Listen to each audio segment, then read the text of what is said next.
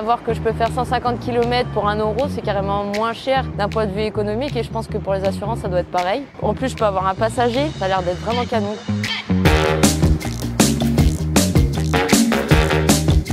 Salut, déjà près d'1 mois que je suis sur les routes de la nouvelle aventure mobile à bord de ce véhicule intermédiaire. Évidemment, ça suscite énormément de curiosité et une fois que j'ai expliqué ce qu'on peut faire avec ce véhicule, rouler à 45 km/h avec 80 km d'autonomie, être seul ou à deux, eh bien voici quelques réactions. C'est le véhicule du futur pour les petites agglomérations, les petits villages. Je trouve que c'est génial. C'est bien, ça fait pas de bruit, ça pollue pas trop de place sur les parkings prises par des gros véhicules. Alors peut-être pas remplacer ma voiture dans un premier temps, mais pourquoi pas à l'avenir, si on avait possibilité d'avoir des véhicules à louer pas trop cher pour faire des longues distances. Non, je me verrais pas me déplacer avec ça.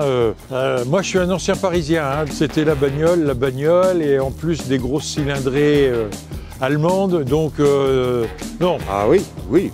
Ah oui, pour le petit quotidien, étant donné qu'on peut charger, on peut emmener quelque chose, c'est couvert, c'est un usage à l'année. Je dépense 100-120 € à peu près de carburant par mois pour aller au travail, quoi. Ma voiture me coûte cher en assurance, en gasoil et puis en entretien. Il me semble que sur ce genre de véhicule, il y a peut-être moins d'entretien, les coûts reviennent moins cher au total, quoi. J'imagine. Je trouve ça hyper agréable quand on est à l'intérieur, c'est confort. La position, franchement, je pense qu'on doit pas avoir mal au dos. Je bricole beaucoup et donc il me faudrait une remorque. Si vous pouviez prévoir ça, ça serait pas mal.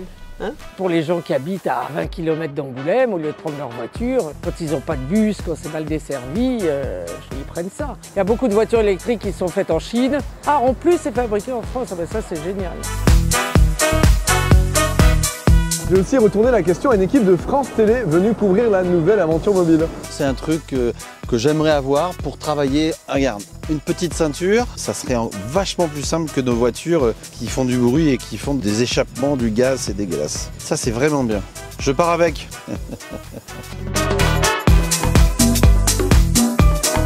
Alors c'est vrai que ce véhicule a une autonomie de 80 km, mais sur la nouvelle aventure mobile, je roule 100 à 130 km par jour. Je m'arrête donc tous les jours pendant 1h, 1h30 pour recharger. Juste avant Toulouse, je me suis arrêté dans une école. C'était à Saint-Sulpice-la-Pointe.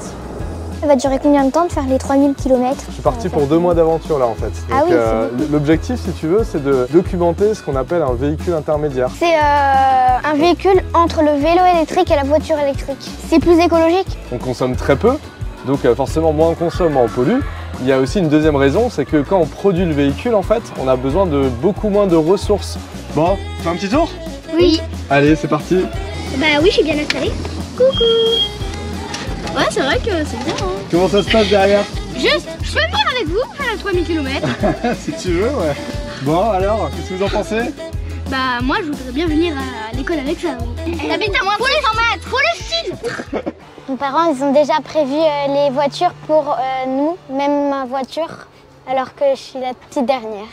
Ah bon? Et Oui. toi, t'as envie d'avoir une voiture plus tard? Bah j'hésite. Non, j'hésite.